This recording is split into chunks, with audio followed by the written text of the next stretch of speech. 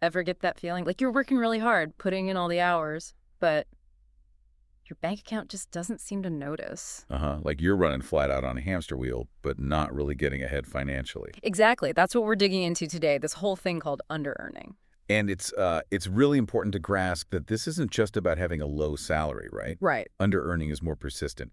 It's when you're consistently making less than you realistically could, or maybe less than you need, even though you've got the skills, the qualifications, the opportunity should be there. It's that gap, that frustrating gap between what you feel you could be earning and what's actually showing up. Precisely. That gap.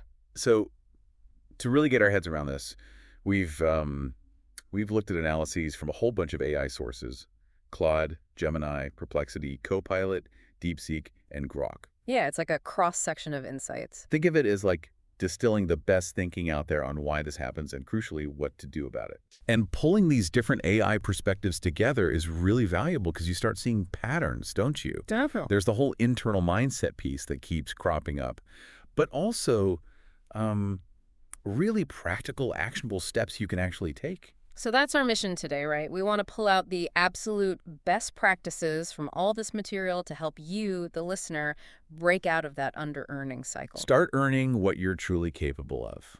Okay, let's dive in. So beyond just a low number on the payslip, what are the telltale signs? How does someone know if they might be under-earning? Well, across the board, the AI has pointed to a few key things. Constantly living paycheck to paycheck, even if the salary seems okay on paper, Okay, yeah. or being stuck in chronic debt that just never goes down. Hmm.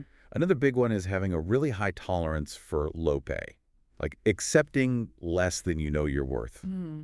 And it's kind of ironic, Gemini pointed this out, a lot of under-earners work incredibly hard. They're super diligent. But the financial reward isn't matching the effort. Exactly. That disconnect. That really hits home. I think we all know people like that, putting in a maximum effort, but still feeling like they're just, bread and water. Right.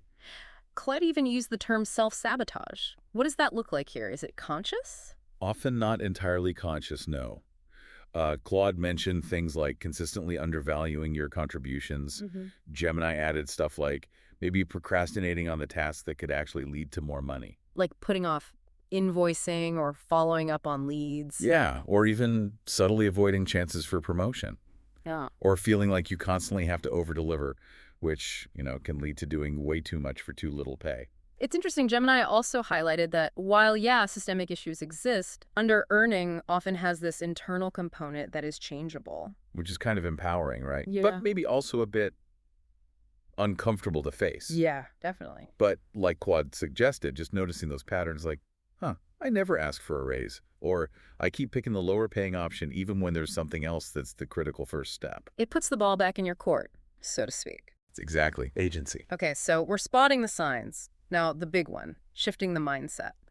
All the sources seem to agree that tackling these internal blocks is, non-negotiable. Where do you even start with that? Well, a really key concept, especially from Gemini, is this idea of money scripts. Money scripts. Yeah. They're like these unconscious beliefs and attitudes about money we pick up really early on, often just by watching, not even being excessively taught. Okay, so ideas passed down or absorbed from family or culture? Precisely. And these scripts can put some serious limits on what we think is possible for us financially. Right, those deep-seated beliefs. Maybe that money is scarce, or wanting more is greedy, or rich people are somehow bad. All of that, Gemini, Claude, DeepSeek, they all stressed how vital it is to actually identify your limiting beliefs about money, wealth, even just whether you deserve to be financially comfortable. Deservingness, that feels huge. It connects straight to self-worth and what Gemini called self-efficacy, your belief in your own ability to actually achieve financial goals. So if you don't believe you can, or you don't believe you deserve it, you're way less likely to take the practical steps, right? It's why deliberately focusing on past wins, acknowledging your skills, reminding yourself, hey, I did achieve that goal, it helps rebuild that foundation. Building that inner confidence. And both Gemini and DeepSeek talked about challenging that negative self-talk. Oh yeah, that inner critic. The one whispering, nah, you're not good enough, or you can't possibly ask for that much. You gotta catch that voice and actively replace it. Use affirmations, consciously focus on the value you bring. It's like retraining your brain's default messaging about yourself and money. Gemini also brought up something I hadn't really thought about much.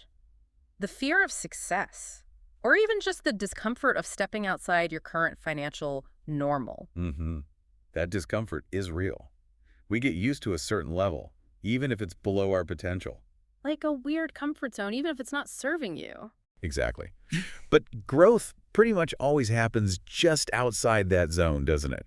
So feeling a bit uneasy when you're negotiating or raising your prices or going for a bigger opportunity, that can actually be a good sign, A sign you're stretching. right? And then there's all the emotion tied up with money, fear, guilt, shame, maybe. Hmm. Gemini talked about emotional regulation, using things like mindfulness, grounding techniques. Can you unpack mindfulness and grounding in this context a bit? Sure. Mindfulness here is about noticing your thoughts and feelings about money without judging them, just observing. There's that fear again. Grounding is more about bringing yourself back to the present moment. When those feelings get overwhelming, maybe focusing on your breath or your feet on the floor. Simple stuff, but effective. Okay, managing the emotional roller coaster. Yeah. And Gemini also made a great point, especially for freelancers or business owners. Separate your personal value from your pricing. Oh, that's a good word. Your rates reflect the market value of your skills and services, All right. not how worthy you feel as a person that day. Such an important distinction. Perplexity and Copilot also talked about shifting from scarcity This idea that there's only a limited pie. to abundance, believing there are actually opportunities out there. Yeah, an abundance mentality. And both Perplexity and Claude use this phrase worth barometer, like you need to check your internal gauge. Is it set too low? Recalibrate your sense of what you deserve to earn. Exactly. If that internal setting is off, you'll keep undervaluing yourself no matter what. Okay, loads to think about on the mindset front. Let's pivot to practical actions. How do we actually start earning more? The AIs must have had concrete suggestions here. Oh, definitely. Super practical stuff. A huge one mentioned by Claude, Gemini, Perplexity was setting clear financial goals. Not just, I want more money. No. Specific, measurable income targets. Like, I want to earn X amount by Y date. Short-term goals, long-term goals. Yeah. With actual numbers.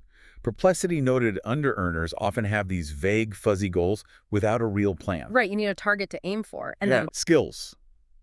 Continuously developing skills that are actually in demand. This came up everywhere.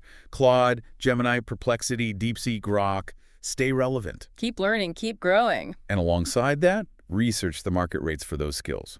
Again, a constant refrain. Claude, Gemini, Perplexity, DeepSeek, Grok. Know what your skills are worth right now. You can't ask for what you're worth if you don't know what that is. Bingo. Which leads straight to the next bit, the one that makes people squirm. Negotiation. Asking for raises. Yep. Negotiating salary increases, raising your rates regularly. Claude, Gemini, Perplexity, DeepSeek, Grok. They all hammered this point. You have to get comfortable advocating for your financial value. Easier said than done sometimes. For sure. But confidence comes from preparation. Know your market value, have examples of your contributions ready, maybe a portfolio like Claude suggested. Articulate your value clearly, and practice. Practice the conversation beforehand. Makes sense. What else on the practical side? Networking came up. Claude, Perplexity, DeepSeek. But strategically. Connect with people who are earning at the level you want to reach. Increase your visibility in the right circles. Learn from them. Yeah. And lots of sources. Claude, Gemini, Perplexity, Copilot, DeepSeek, Grok suggested exploring additional income streams. Side hustles? Could be. Freelancing, consulting, a small business, even passive income if it aligns with your skills. Diversify. Don't put all your eggs in one basket. Right. And be prepared to make moves. Gemini and Grok specifically said, be ready to ask for that raise, or look for a different role, or even switch industries if that's what it takes. Don't just stay stuck. Be proactive. What about for people running their own show? Self-employed folks. Critical advice there from Gemini, Perplexity, and DeepSeek. Yeah. Accurate pricing. Don't underprice. Reflect the value you deliver. That worth barometer again. Totally. And have clear billing policies, communicate them up front, manage scope creep, when the project balloons beyond the original agreement. Oh yeah, scope creep kills profits. You got to manage it, get paid for the extra work. Gemini and Perplexity were clear on that. Another tough one I saw mentioned by Gemini, Claude, and DeepSeek was learning to say no. Huge. Saying no to unpaid work or requests that just don't serve your financial goals. Be strategic about your time and energy. Pro bono is fine, but make it a conscious choice, not the default. You your time, value your skills, start giving it away. That came through from Gemini, Copilot, DeepSeek too. Absolutely. And Gemini added, don't procrastinate on the important stuff. Follow up on those opportunities. Be proactive. Copilot even suggested boosting visibility like writing, speaking, using social media effectively. Yeah, position yourself as an expert. Attract better opportunities. Okay, so lots on the earning side. What about managing the money once you do start earning more? Any key advice there? Definitely. Fundamentals are key. First up, track your income and expenses. Understand where the money's going. Gemini, DeepSeek, Grok all mention this. You need that clarity. Can't manage what you don't measure. Pretty much. And then, based on that tracking, create a budget, and the hard part, stick to it. That was Gemini, Perplexity, DeepSeek, Grok again. Budgeting. Not always fun, but necessary. Crucial. Also, avoid unnecessary debt. And if you have it, make a solid plan to pay it down. Gemini and DeepSeek highlighted that. High-interest debt is like an anchor. Drags you down. And then building for the future. Saving and investing, non-negotiable. Gemini, Perplexity, DeepSeek, Grok all push this. Pay yourself first. Put money aside regularly. And invest it wisely? Yeah, in assets that grow stocks, maybe real estate, definitely retirement accounts.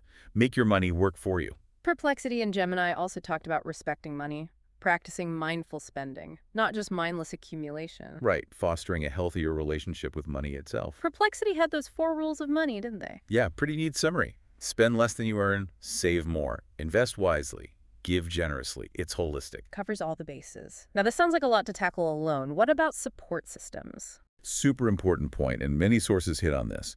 Consider professional help, a career coach, maybe a financial therapist.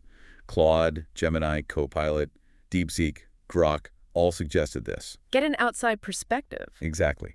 Identify blind spots, get tailored strategies.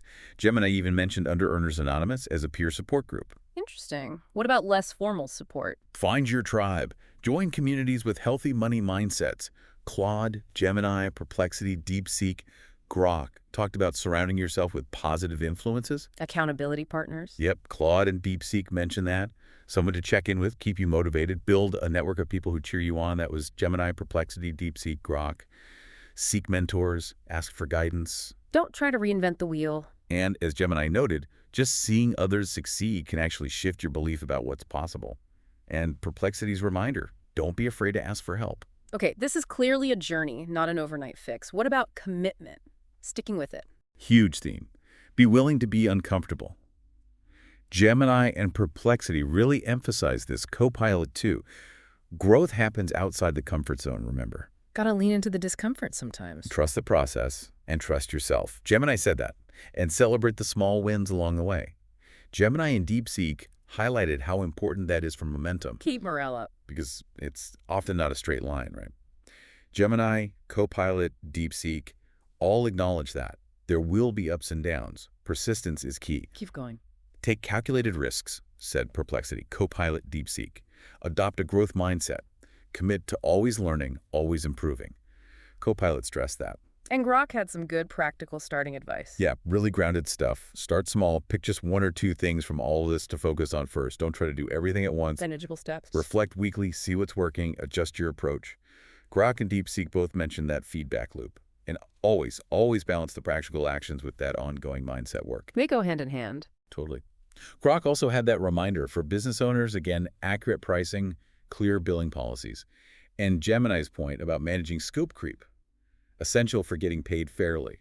And finally, DeepSeek warned against a couple of key pitfalls. Yeah, 2 big ones. Complacency, just getting comfortable and stopping the effort. And isolation, trying to do it all alone without support. Avoid those traps. Stay proactive, stay connected. Wow. Okay, so pulling it all together, overcoming underearning, it's really this dual journey, isn't it? Absolutely. It's the inner work, tackling those limiting beliefs, boosting that self-worth. And it's the outer work, the practical steps, the skills, the negotiation, the financial management. You need both. One without the other probably won't cut it. Exactly. But the consistent message from all these different AI analyses is that change is possible. You really do have the potential to earn more and build that financial well-being. Which brings us to a final thought for you, the listener. As you've heard all this, all these different strategies and mindset shifts. What really resonates? Which 1 or 2 best practices feel like they speak directly to your situation right now? Where could you get the most traction? And maybe, even more pointedly, what's one small thing, one concrete action, however small, that you could commit to doing, like today. Just one step to start shifting towards that earning potential you have. It's worth taking some time to really think about that. Definitely. Mull it over, see what comes up.